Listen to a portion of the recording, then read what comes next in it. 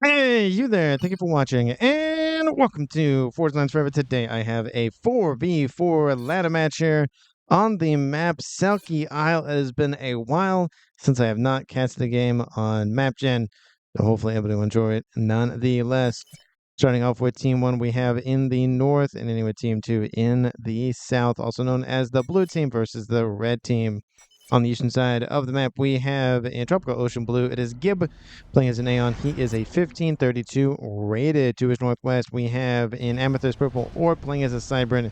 He's a 1961 rated player. He is the highest rated player not only on Team 1 but also in the game overall. To his west, we have in Royal Blue, it is Pro Siska playing as a UEF. He is a 1440 rated, and on the western, towards the western edge, it is Swaddleslaw playing as an Aeon. He is in Stitch Blue as a 1743 rated. So for Team 1 side of the map, they have a Cybran, a UEF, and 2 Aeon. No Seraphim Tech for Team 1. Starting off with Team 2's western side, we have in Light Oak Tan, it is Ferv. He's playing as a UEF. He is a 1684 rated. To his southeast, we have in Orange the Color Orange, it is Moy playing as a Seraphim. He is a 1776 rated player. Go Freedom. He is the highest rated player on Team 2. To his east, we have in Chevy Crimson, it is Sailor Moon. He is a 1507 rated, playing as a Cybran for this match. And rounding out the eastern side, the other red player on Team 2, it is X or U, however you want to say that long version of his name. He is a Seraphim. He is almost a 1700 at 1698 rated. So for Team 2 side of the map, they have 2 Seraphim, a Cybran, and a UEF, which means the difference between Team 1 and Team 2 is Team 1 has 2 Aeons, and Team 2 has Seraphim, and they have one of each of a UEF and a Cybran. And for these 4 players on each team, 8 players in total on the map, take a look at the reclaim situation. Currently sitting at 36,000 mass in reclaim, which makes it 4,500 mass per player.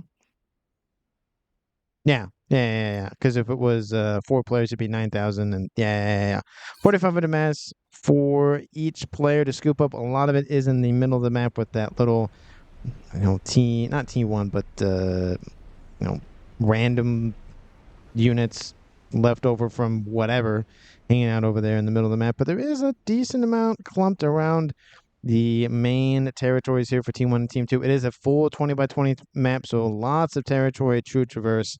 And of course, given that it is pretty much not necessarily a predominantly naval map, but there's a lot of water. There'll be a lot of players going for their naval factories and going for those juicy units. Western side, we have Landfall with Swaddleslav traversing, trying to block out from his beachfront property. Eastern side, similar situation is probably going to be occurring, but we do see that Team 1's player of Gib is already over there, moving in to just kick Team 2 out once he gets on board. We do see 2 players head to the middle of the map here for Team 1 and Team 2. One of them already there for each, and one of them on their way there. It is the exact same position players, so everybody is doing the exact same thing on both teams. No variance in strategy one or the other. We do see some units transported over there by Team 1, however. That will give Team 1 a little bit of an edge, but we do see similar things happening for Team 2, dropping some forces off for Sailor Moon. T2 already started on the eastern side here for Gib. Looks like he's going to build some PD, possibly to just, again, halt the advancements of U on that eastern side. Western side, we do see a little bit of spamming going on here for Swaddleslav, trying to just keep the territory that he's gained.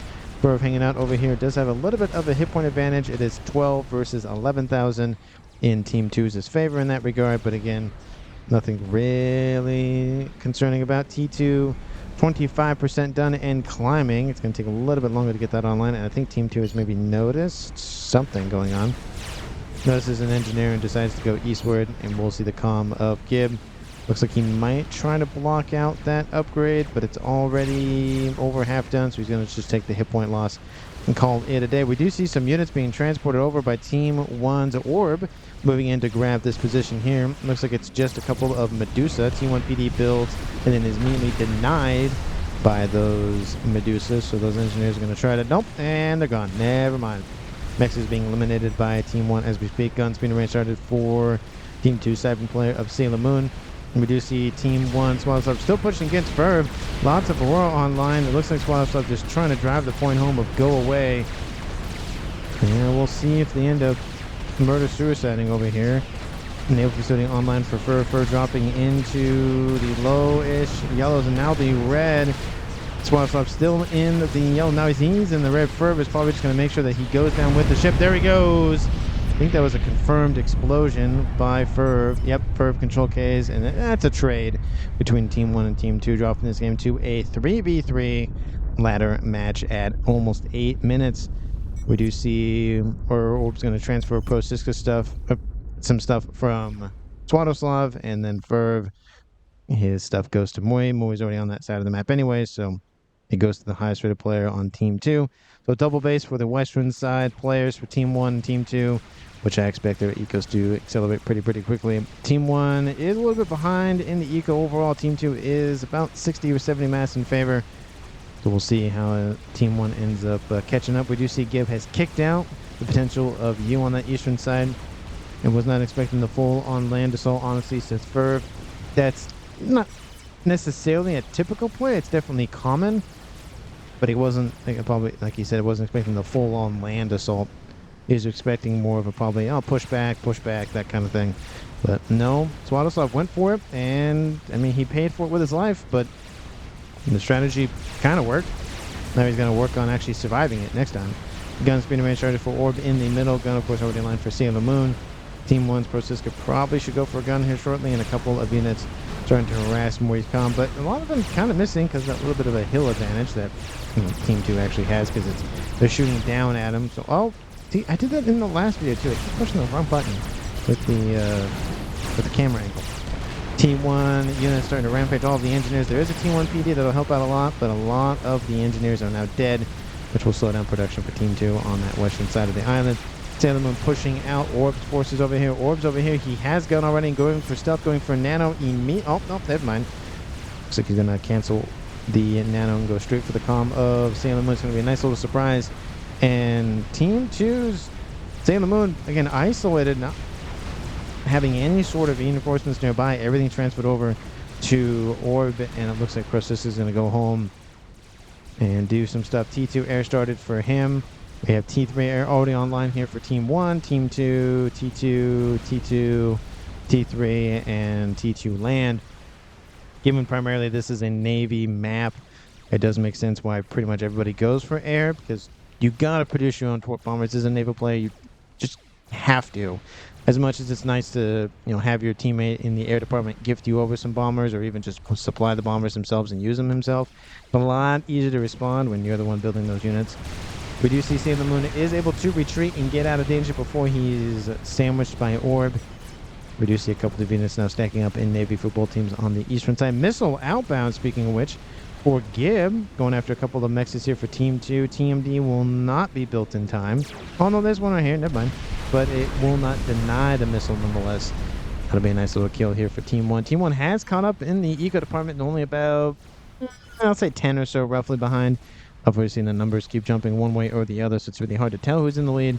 Stealth starting here for Team 2, Sailor Moon. I think he needs to back up just a little bit more. The upgrade will be canceled, unfortunately for him. It looks like he's going to launch an assault on him anyways. Orb sitting at no vet, Sailor Moon sitting at 2-star vet, so 20% additional hit points for him. And of course a little bit more regen. We do see some units inbound from Orb to cover for the incoming advancements of Sailor Moon. And it looks like the forces are just training blows here in terms of the Team 1s. The Team 1s, the comms still focused on one another. I didn't talk about first comm on comm action. I believe that does go to Ferv and Swallowslov on that western side. Tactical missile started for Moy in the middle. Does have T2 already on board. Definitely a sensible play there. Ferv saying you need to start making Navy. The naval facilities here for Team 2's, well, they were Ferv's, and now Moy are under threat and are now gone.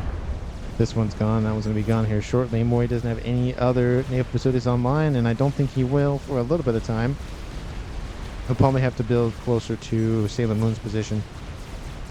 Speaking of Sailor Moon, he's still pushing. Stealth restarted here for him. And Orb might be thinking about Nano. He is at 1 vet now. Eastern side, Navy is starting to box in Team 1's fleet. But T2 Navy is online. Of course, the engineers are going to be blitzed down as fast as possible to try to prevent the construction, I would assume, of a destroyer. There are a couple of subs here, so that should be enough to defend the naval facility. All the engineers are dead, unfortunately, but hey, at least the facility lasts nonetheless. Port bombers inbound, running cover, but a little bit too late to the party, but hey, better late than never. Nano has been started for Team 1's Orbs Comm in the middle, but we do see an advancement inbound T3 gunship online for him. That should dissuade Sailor Moon's attempts to move him with his comm personally. I'll be a little bit better off to put Nano on board that comm just in case. T3 Air is online, and now we're seeing a couple of units bombarding the position. A couple of destroyers going after a T3 PGen. That's not good for Team 2's eco. At least the air department in general. The not the PD can't shoot over the edge because it's a direct line of sight weapon. That's not the only disadvantage to laser weapons, but one of the only disadvantages, in my opinion. Just it has to be a direct line of sight, kind of like the Cerberus PD, very similar, except Cerberus PD and whatnot. But Team 2, Sailor Moon assassinates Orb with some Corsairs. Team 1 loses another player, dropping it to a 3v2 in Team 2's favor. Gunship overhead, still going after Sailor Moon's comm. I think the gunship should be killed off before the death of Sailor Moon. I don't know. Maybe, possibly, maybe. I don't know. Corsair's still chasing it down. We have an okay, here comes some ASFs that'll wipe out that whaler, but Sailor Moon does take a huge loss in hit points. We do see that Gib inherits everything that Orb had, so we have 2 players on Team 1 that have double base, which means double eco. Team 2 and Team 1 staying roughly lockstep with one another in terms of the eco situation. And it looks like the destroyer is still able to poke and prod at Moi's eco. And they're going to go after an air facility now. And just, again, slowly eat away Team 2's air grid over here. PGen trying to be repaired, but not really going to be enough. And that might just bankrupt. If it loses another PGen, that's not good. You can't even see the naval vessels here for Team 1's Pro Siska, so that's also not helping. Air facility is down. Just grab that PGen, essentially bankrupt Team 2's power. There it goes. Takes out the other PGen, and that completely bankrupts the power for him. Oh, actually, no, maybe not. Looks like he's getting some overflow from his teammates, but that's not helping. We do see T2 Navy online here for Sailor Moon and for you on the eastern side. And I think Team 1's also, yep, T2 Navy online. Looks like Aeon facility over here for Gib just in case. No UEF tech, coincidentally enough, in Navy. Which is weird because this is all the UEF vessels. Maybe the... Oh no, this is T2 Navy. Never mind. I was like, what the heck? Anyway, T3 Navy has been started here for Pro Siska, going for, of course, the glorious Neptune. The best T3 naval unit in the game, in my opinion. Try to change my mind. Anyway, cruiser online for him as well, going after a couple of units in the middle. But Team 2 has the middle island, which gives Team 2 a little bit more map control. But again, is vulnerable to all of the everythings because there's really not a lot of places that can hide from battleships in terms of the middle island. There's really actually no place on this map that can really hide from battleships given their range. Eastern side looks like trying to make some sort of attempt, maybe land invasion, maybe just trying to clear it out. Air grid dead, says Orb. Yep, air grid is pretty much dead. It does give Team 1 an advantage in the air department, and still these destroyers are causing some havoc. We do see a couple of Riptides being deployed to shoo them away. Team 2 will gain a little bit more of a breathing room, but a lot of Navy was not produced in that time, which does give Team 1 that chance again to go through Navy for T3, and that Neptune has now been started its construction. Surprised there's not a lot of cruisers coming online here for Team 1's Pro Siska because of the cruiser missile nonsense. Team 2, similar situation. We know what Moi's situation was with that, but not that many coming out of U as of yet. We do see a destroyer and one cruiser, a couple of destroyers. Team 1's efforts to go for hovertech units kind of getting denied. T3 Navy, pointed out by Ferv, the T3 Navy vessel has been stopped its construction. Looks like power reserves are kind of lacking. Mass reserves are a little bit lacking as well. Not building, says Orb.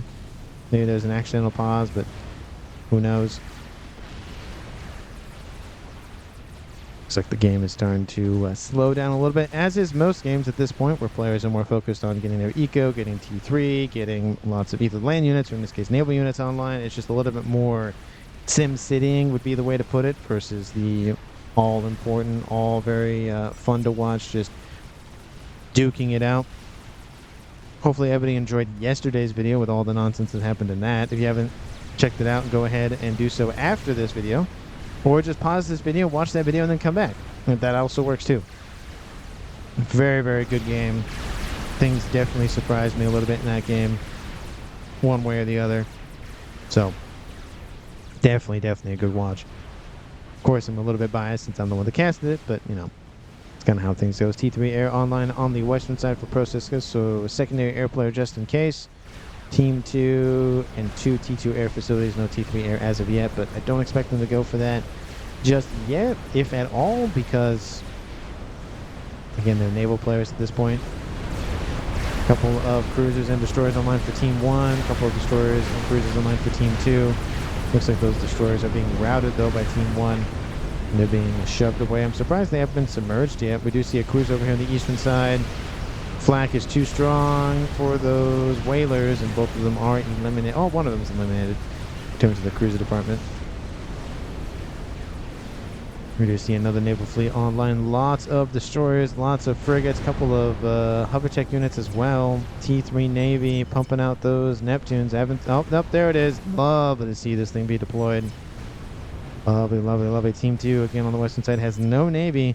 And this will pull a lot of the attention away from this combined effort on Team 2 to essentially shift them westward. Not great for trying to manage multiple fronts. You see a lot of spam T1 units, a couple of T2 Seraphim destroyers loaned over by you, but I don't think that's still going to last very long. Here comes the Neptune. It's inbound. It's going to slowly eat away all of those hovertech units, especially with all the destroyer fire raining in. Those lasers are going to be very, very effective at dealing with these units. You can see they're just being pushed back. There's no point in retreating at this point. You might as well engage and try to kill something, but I don't know if it'll be worth it. If those destroyers submerge, maybe it'll be better, but I don't know if it'll be worth it or not. A couple more frigates inbound. Boyce comes over here. He's retreating. You can see all of those units that were moving east are now moving west. Cruiser somehow gets by those laser weapons. Don't know how that managed that. Oh, nope, never mind. Sorry, doesn't mean to jinx you there.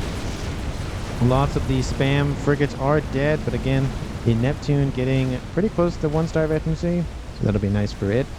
And we do see those destroyers pulling back to deal with the ones from Team 2's eastern front. ASF's moving into shadow, possibly some bombers to assist. Gunships being deployed by Team 1's Gib all the way in the back. Oh, they're going to be left high and to dry, unfortunately. T3 mechs. Oh, are they spotted in time? Close. ASFs go in, but Team 2 has built a lot of ASFs. Actually, not all of them go in. That's kind of weird. And they will eliminate those ASFs from Team 1. Looks like the fleet has broken through on the western front. Team 1 still has a defensive measure up here on the western side. A couple of PD radar system keeping that front alive. Eastern side is being bombarded by a lot of Seraphim missile cruisers, as well as, of course, a couple of destroyers. Getting some of those Vespers online to hunt down those vessels, because these are sub-hunters, not sub-killers, like the Cyberns like to call them. But with the cruisers online, Pigeons are now vulnerable once again. There is some TMD here, but not much. And this western side might be boxed out by Team 1. It is not looking good for Team 2's western front by any means. Team 2 does have the middle under lock and key, but again, the range on board Neptune's pretty decent. And again, if the battleship gets built, which it now is, not going to be much longer sailorman going for a torpedo, probably not the best bet. But if he does go for a nano, it probably will help out a little bit. Let me know down in the comments who you think is going to currently win this game at 25 minutes on the clock. Thanks so much for watching to this point in the video, and hopefully enjoy the rest of it. Again, as always, if you haven't done so already, please like, comment, subscribe, share, do all those YouTube things that YouTube loves to see, and help promote this glorious channel of FAF. Laser weapons just eating away all of those destroyers and cruisers and whatnot. We have lots of destroyers in this mix. And second battlecruiser also online. And those cruisers are just eating away all the T3 mixes from Mui. His eco is dropping considerably. But to be fair, Team 2 is staying... Oh, that was weird. Staying roughly lock in step here with Team 1. The cruiser is going to be the bulk of the damage being done to Team 2's mainland. There's some Team D being stacked up everywhere just to protect as many assets as possible. But again, they are breaking through nonetheless. Torpedoes still being constructed here on board the Calm of Sailor Moon. And now we have cruiser missiles over here. Team D being used to very much great effect. Especially those volcanoes where they can grab multiple missiles per flare. Or whatever little ball of whatever nonsense you want to call that. T3 done on board Siska's Calm in his base. Don't know what he's building, but wants to be a little bit more beefier. Get those gains. Get that leg day online. We do see Summit's almost done. Summit's almost... 2 Summits almost done back to back. It's a huge thing for Team 2 to worry about, especially with another battlecruiser inbound. Again, all of that attention essentially from Team 2, if not even some from you, will probably have to be directed, which we see already. Because this is a very weak front. If this entire side of the map falls, Team 2 is operating on a corner of the map plus the main island, which at this point is really nothing on it. And we have an inbound attack, again, with the forces really much depleted because they moved westward. The Vespers are inbound. T2 Navy, vulnerable. We even see the Calm of U is vulnerable. He's in the water over here. Vespers are inbound. Again, destroyers do have torpedoes on board, but again, there's only so much damage that units can do. We have all the cruisers in the corner over here in this nice little lagoon area. Mexes are being eliminated for Team 1. But again, it's just one of those things of, yeah, you can keep the cruisers online, but the base might not live much longer. Western side, how's it looking? Looks like Team 1 is starting to pressure the western front a little bit more. See a lot of forces stacking up here. T3 battleship is online, and another one's online, so that will definitely help out a lot. And it looks like those destroyers are going to not be able to take out the naval facilities. They could easily go after those cruisers that are just hanging out over here. Kind of surprised they haven't done so yet. We do see some blazes that might be doing that. And like I said, kind of a weird thing to not send them over there and kill all those off, because they're killing off a lot of eco for you. You can see this is the range on board. That T2 Mex is vulnerable. The TMD base is gone now, so there's no defense against that. Still T2 Navy here for Team 1. Eastern player of Gib definitely needs to transition to T3 here shortly. Attack in the west does occur, however.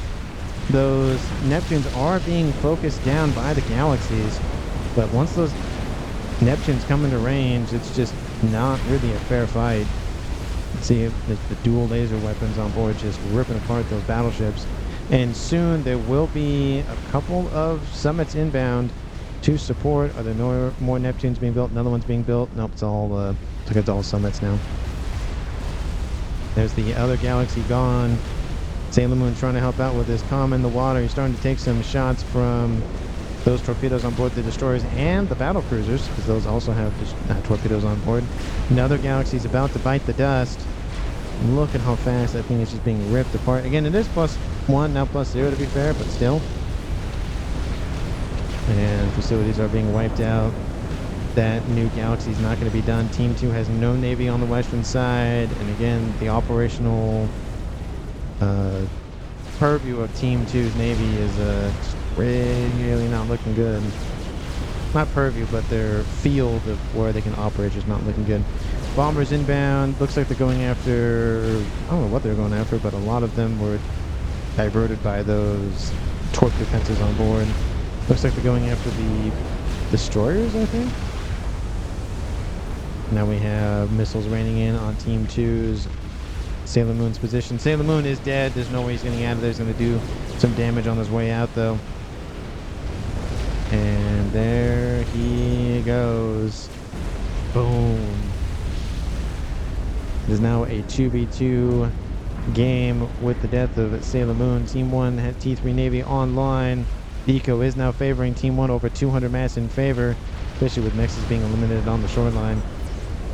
We have reinforcements inbound from the east. Cinnamon says at least it's over. I wouldn't say it's over. It's not over till the fat lady sings. Mui has moved his comm over here to the eastern side. Gunships are inbound from the air player of Gib, coming in to clean out Mui's position over here. Unless Team 2 has some big ticket item that they've been holding somewhere. Battleship online for Team 2. Now we have Pigeons being eliminated. How's the eco reserves for Team 2? Power's not looking super great, but it's not too bad. Of course, there's still power online for Mui over there. I killed Swaddleslav, says Ferv. He killed me, says Orb. Yeah, that is fair. He did kill somebody. It looks like Team 2 is riding them for now. Lots of reclaim on the map for Team 1 and Team 2 to scoop up, but it'll probably just go to Team 2 because it's very far away from Team 1's the everything.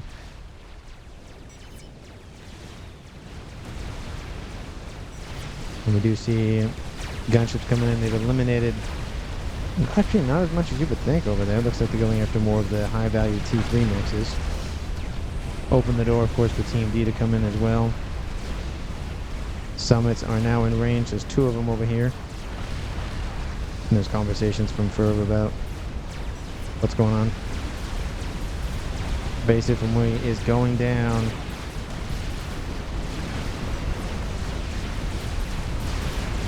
All those Pigeons are not going to live much longer.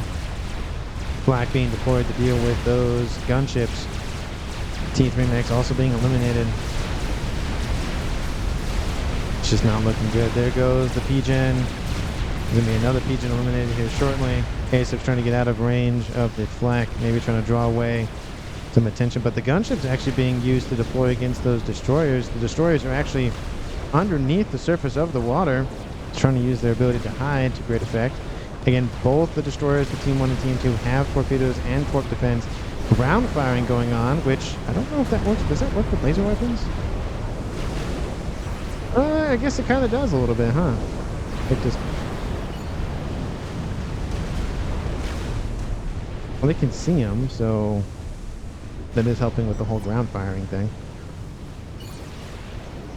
Gunships inbound once again. Flak coming in to try to cut them out, but another T1 mech upgrading to T2 will die. There goes that one.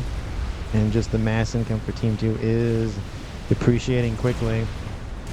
Summits are inbound, and because of summits, you can't just get rid of their shots from Team D. You need shielding, or you have to destroy the unit. But there's a lot of conversations in chat. Not targeting the T3 Pigeon is interesting, but looks like it's just on auto file or auto fire. ASF's coming in to chase down the gunships from Team 1. ASF will fight. Team 2's not really, or Team 1's not really putting up a fight. Looks like the comm of Gib is focused on other endeavors. To be fair, he is focusing on the attack in the east. Yasau's being spammed up. Great defensive and offensive unit here for you to choose. Very, very, very good unit. Is he building anything back here? SMD online. Donut being started here by Pro Siska. And nothing really too crazy being built by anybody in this game. Pigeon's still not dead somehow. Don't know why that thing's not dead yet, but T3 Air Headquarters is now gone, so there's that at least. Gunships and ASFs are dealt with. Attack in the east still commencing. Omen just running right into the nonsense. Looks like assassination on the T3. No, maybe not. Maybe not assassination on the T3 Naval Headquarters. Yeah, it looks like the assets are going to eat that Omen alive. The base for Mui is just being slowly eaten, just picked apart. Team 2's eco, considering doing pretty well of staying or trying to keep up with Team 1, but you know, there's only so much you can do. The entire middle island is now eviscerated of Team 2's forces. There's still some pockets of resistance in terms of Team 1's mind, a couple of T3, T2 mixes, and a radar system, but there's not that much remaining. But Team 1's fleet has been annihilated on the eastern side, though. The hovertech units being used to take out all of these engineers. They're spamming out the Yasaus. And doing very well, actually. Destroyers being deployed to try to deal with them. Look at all the dead engineers, just trying to feed their families, just trying to support their commander, but alas, there's only so much you can do. Look at them all just get annihilated. all of that speeding up of the construction of units is kind of going the wayside. Dang, that's nuts. Trying to keep that structure alive, which they'll do fine on keeping the structure alive. Looks like they're trying to make landfall, which they do make landfall for, I think, a little bit of time, but probably not much after this. Yeah, so still pushing. This is very concerning. Missile ship online. That's not going to last much longer. The entire main base from Mui is gone. Western side. He still has his UEF base. And looks like a lot of the land facilities were either control-K'd, maybe? Or they were killed off. There's a lot of summit stacking up over here for Team 1. Again, there could be a moving in on the eastern side to help support Team 1's eastern front kind of thing. T2 torp bombers being deployed. The SLs do have AA if they emerge from the water, which they could do, but then they're vulnerable to other units.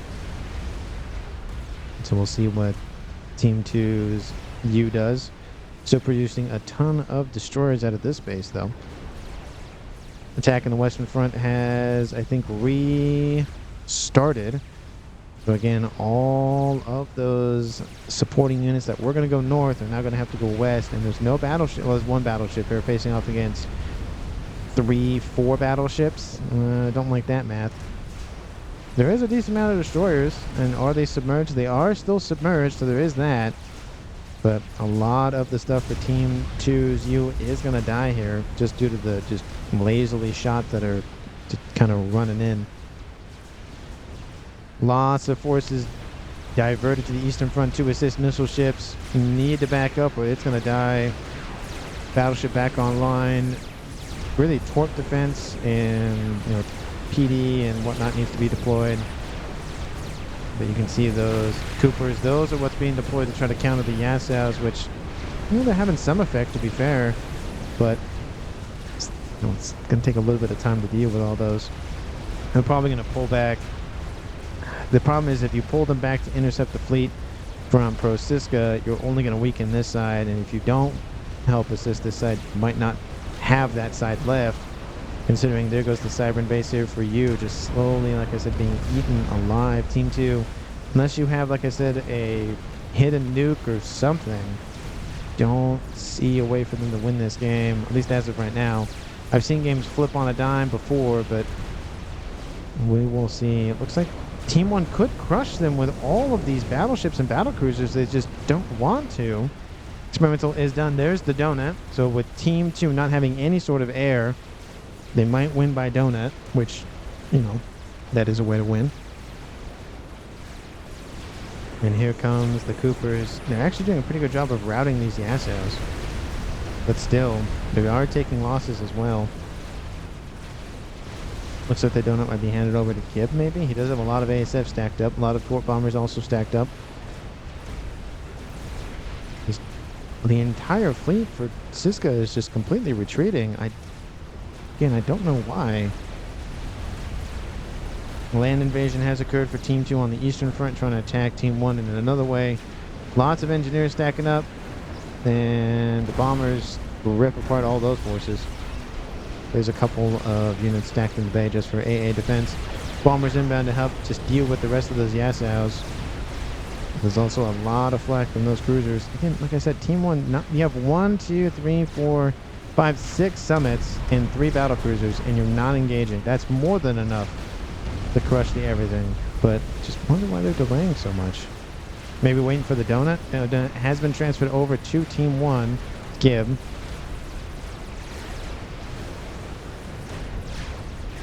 That Neptune got just annihilated.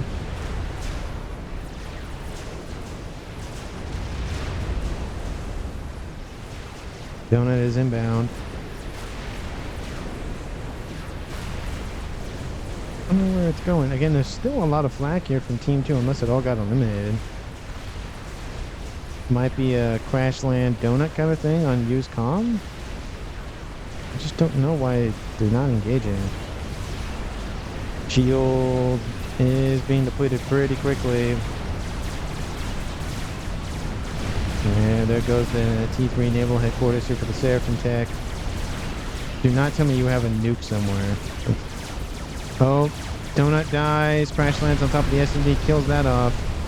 Do you have a nuke? You do have a nuke. Is it loaded? No, it's not. That's not super helpful, but Team 2 no longer has an SMD, so there's that. There's a lot of mass for Team 2 to scoop up now.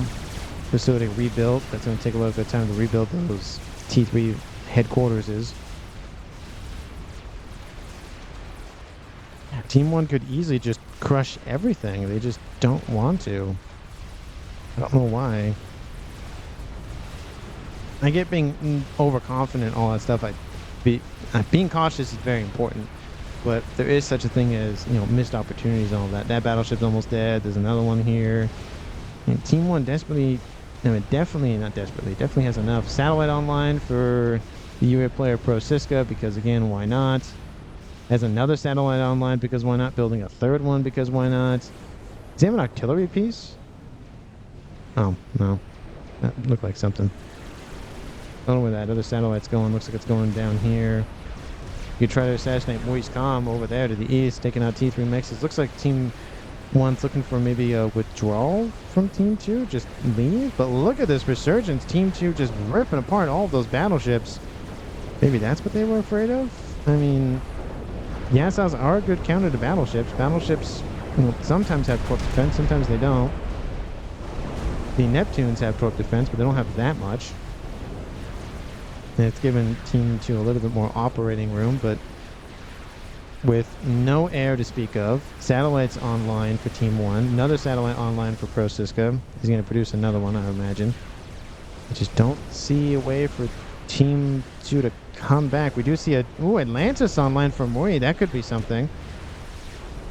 And battleships just being ripped apart. And there goes Mori, killed off by Pro Siska's satellites.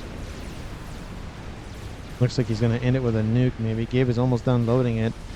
46 minutes almost on the clock. Strat bombers inbound to just, again, annoy. Fire, says Orb. You take out U's base, that probably will end it. Go, says Siska. Go, go, go. Killing me with Novax. He says cringe. Strategic launch. Nuke is outbound for the main base of U.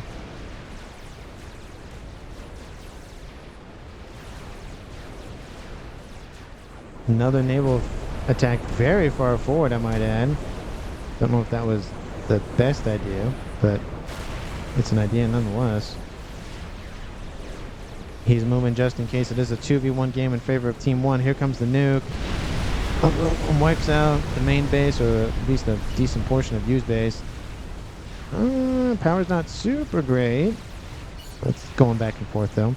Satellite's taking out more mass fabs. That'll help with the power reserves. An attack still mounting for U though. He's going to push back as hard as he can. Atlantis online for Team 1. Another Atlantis online for Pro Siska as well. Another one and another one. Torp bombers inbound. And that naval force is going to be routed here shortly. Eastern side, Tempest online. They're trying to ground fire a lot of those. Yeah, it's just Yasaus at this point, all day, every day for you. And it's starting to work. He's gained a lot more operating room, but it's leaving him vulnerable to other things. Satellite ripping apart the rest of U's base, at least on the mainland. 5 Atlantis, whatever you want to call them. 6 of them online here for Team 1.